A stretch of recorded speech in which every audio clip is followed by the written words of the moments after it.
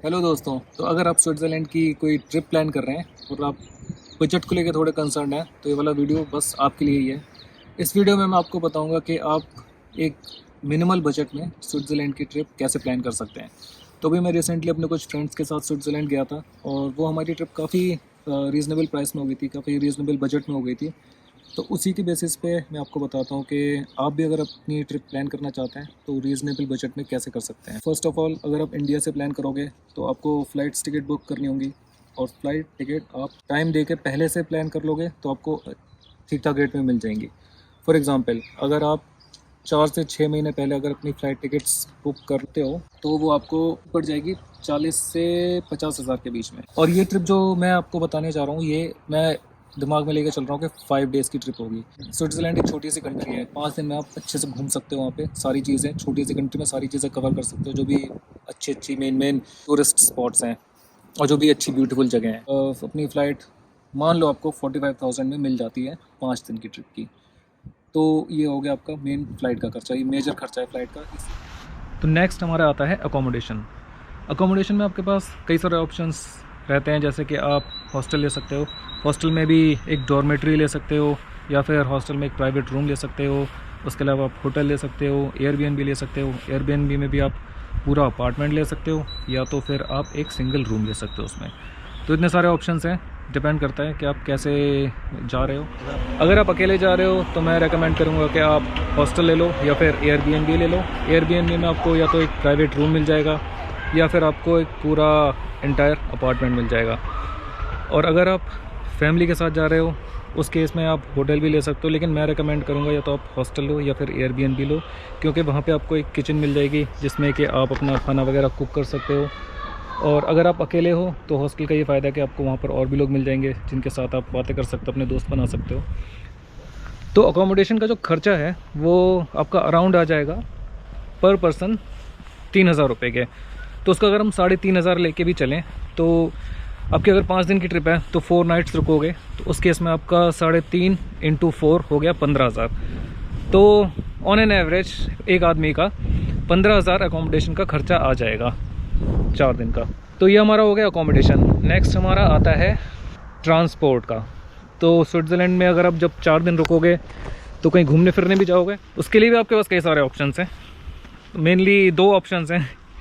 2 में सबसे पहला आता है स्विस रेल पास, जिसमें कि आपको स्विट्ज़रलैंड की ट्रेन के लिए पासेस मिल जाते हैं और वो आप स्विट्ज़रलैंड की ट्रेन की वेबसाइट, जिसका मैं लिंक डिस्क्रिप्शन में डाल दूँगा, उस पर आप चेक कर सकते हो। तो 4 दिन का जो पास होता है वो आपका, अगर आप रुपीज़ में लेके चलोगे तो आपका 23,000 रुपये का अराउंड हो जाएगा, 23,000 रुपीज़ के। नेक्स्ट ऑप्शन जो है वो गाड़ी का है, तो कार भी रेंट कर सकते हैं। तो मैं अपनी ट्रिप में जो गया था तो उसमें मैंने अपने दोस्तों के साथ गया था, तो वहाँ मैंने कार रेंट करी थी। तो हमारी कार अगर आप रेंट कर रहे हो ग्रुप में तो आपकी कॉस्ट स्प्लिट हो जाती है पर पर्सन। तो हमारा जो था वो अराउंड 23,000 की कार पड़ी थी टोटल, तो वो स्प्लिट होके 8,000 रुपये के पर पर्सन पड़ गई, तो हमारा सस्ता पड़ गया।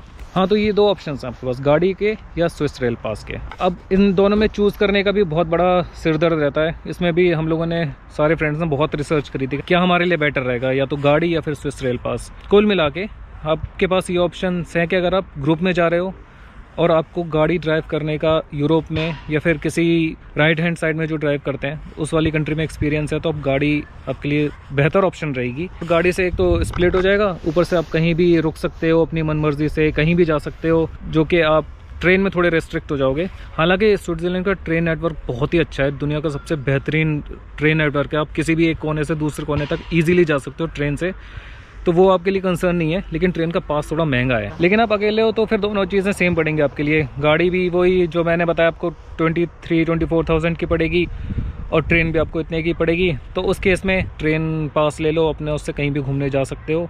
और हाँ, एक और चीज़, गाड़ी ड्राइव करने में क्या है कि आपको, अगर आपने कहीं यूरोपियन कंट्री में या फिर किसी भी ऐसी कंट्री में, बाहर की कंट्री में ड्राइव नहीं करी है तो थोड़ी बहुत मुश्किल आ सकती हैं आपको, क्योंकि यहाँ पे काफ़ी रूल्स एंड रेगुलेशंस फॉलो करे जाते हैं। उल्टी साइड ड्राइविंग होती है। हम इंडिया में हमने कितनी भी ड्राइव कर रखी हो, लेकिन अगर हम यहाँ चलाते हैं ना तो बहुत ज़्यादा, मतलब बहुत ज़्यादा दिमाग ख़राब होता है। कहीं भी रोक ली, वो अगर नो पार्किंग है तो आपको फ़ाइन लग सकता है। दूसरी चीज़ है वहाँ पर लोग कैसे चला रहे हैं, एकदम लेन क्रॉस नहीं कर सकते हो, साइकिल वाले को ध्यान देना है, आपको लाइट देखनी है, सारी स्पीड लिमिट देखनी है। तो अकेले बंदे के लिए थोड़ा टीडियस हो सकता है कार ड्राइव करना स्विट्ज़रलैंड में, अगर कोई प्रीवियस एक्सपीरियंस नहीं है तो। हाँ, लेकिन आपको पहले से सब कुछ देख के आना है कि जैसे क्या कहते हैं, सारे रूल्स वगैरह आप देख के रिसर्च करके आना कि कैसे यहाँ पर क्या रूल्स चलते हैं, किस साइन का क्या मतलब होता है, क्या स्पीड लिमिट होती है, ये सारी चीज़ें। हाँ, वैसे इससे रिगार्डिंग मैंने एक वीडियो बना भी रखा है, उसका लिंक मैं डिस्क्रिप्शन में डाल दूँगा और साइड में अटैच भी कर दूँगा। लेकिन अगर आपको और भी इससे रिलेटेड कोई क्वेश्चन हो तो आप मेरे को कमेंट्स में डाल सकते हैं। ट्रांसपोर्ट का आपको अराउंड 25,000 मान के चल लो, तो ये इसका खर्चा है। अगर आप ट्रेन लेके जाते हो 23,000 का टिकट है, अगर गाड़ी से जाते हो तो भी स्प्लिट कर लोगे तो 8,000 का भी पड़ सकता है। तो ये डिपेंड करता है किस आपकी कंडीशन पे आप कैसे जाना चाहते हैं। तो नेक्स्ट हमारा आता है फूड। तो अगर आपको अपनी ट्रिप को बिल्कुल बजट में रखना है तो अपने एक्सपीरियंस के बेस पे मैं सजेस्ट करूँगा कि आप इंडिया से पैक्ड फूड लेके आ जाओ, क्योंकि अगर आप पहली बार बाहर आ रहे हो कहीं ट्रैवल करने आउट ऑफ इंडिया, तो हो सकता है आपको यहाँ का खाना उतना टेस्टी ना लगे, तो वो आपका मूड ख़राब हो। इस वजह से आप इंडिया से खाना लेके आओ। पैक्ड फूड जो MTR वगैरह के पैकेट्स मिलते हैं, रेडी टू ईट फूड होता है, वो ले लो। दूसरा, आप यहाँ के जो सुपरमार्केट्स होते हैं वहाँ से भी कुछ खाने का ले सकते हैं, जैसे कि एग वगैरह, ब्रेड और सैलेड, मिल्क, और उसको आप अपने जहाँ भी आप रुके होगे एयरबीएनबी में या फिर हॉस्टल में, वहाँ पर अपनी किचन में उसको कुक कर सकते हैं और खा सकते हैं, तो वो आपको थोड़ा रीज़नेबल पड़ जाएगा।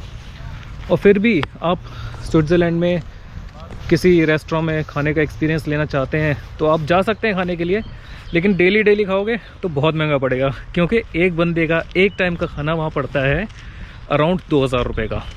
तो समझ सकते हो आप कि आप डेली 2 टाइम खाना खा रहे हो, नाश्ता कर रहे हो बाहर, तो कितना महंगा पड़ सकता है। फिर भी अगर आप किसी रेस्टोरेंट में एक्सपीरियंस लेना चाहते हो तो आप एक आध दिन जा सकते हो खाने के लिए। आप चीज़ फोंडो ट्राई कर सकते हो, वहाँ की एक बहुत ही अच्छी डिश है, चीज़ में बनती है और उसका टेस्ट भी अच्छा होता है और वेजिटेरियन भी होती है। चीज़ फोंडो या फिर कोई और चीज़ ट्राई कर सकते हो।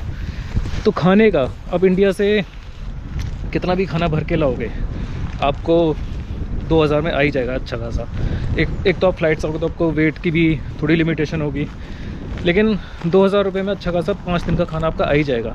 बाकी आप सुपरमार्केट से भी ले लोगे तो, और एक आध दिन रेस्टोरेंट भी चले जाओगे, तो मैं टोटल लेके चल रहा हूँ आपको 5,000 में आपका काम चल जाएगा 5 दिन का। तो हमारी मेन चीज़ हो गई फ्लाइट्स, अकोमोडेशन, ट्रांसपोर्ट, फूड। यही बेसिक नेसेसरी चीज़ें हैं जिस पे आपका ट्रिप में खर्चा होगा। बाकी इसके ऊपर आपके ऊपर है आप कितना खर्च करना चाहते हो, जितने आपकी कैपेसिटी है उतना खर्च कर सकते हो। कुछ टिप्स आपको स्विट्ज़रलैंड में घूमने के लिए आप कहाँ जाओ, तो कुछ फेमस सिटीज़ हैं वहाँ आप चले जाओ, जैसे कि ज्यूरिक। इसके अलावा आप क्या कहते हैं इंटरलाकेन जाओ। इंटरलाकेन में भी DDLJ के कुछ सीन्स शूट हुए हैं। वहाँ पर यश चोपड़ा जी की एक स्टैचू भी है, वहाँ पर एक बहुत बड़ी लेक भी है जिसके किनारे आप बैठो, उसको देखो।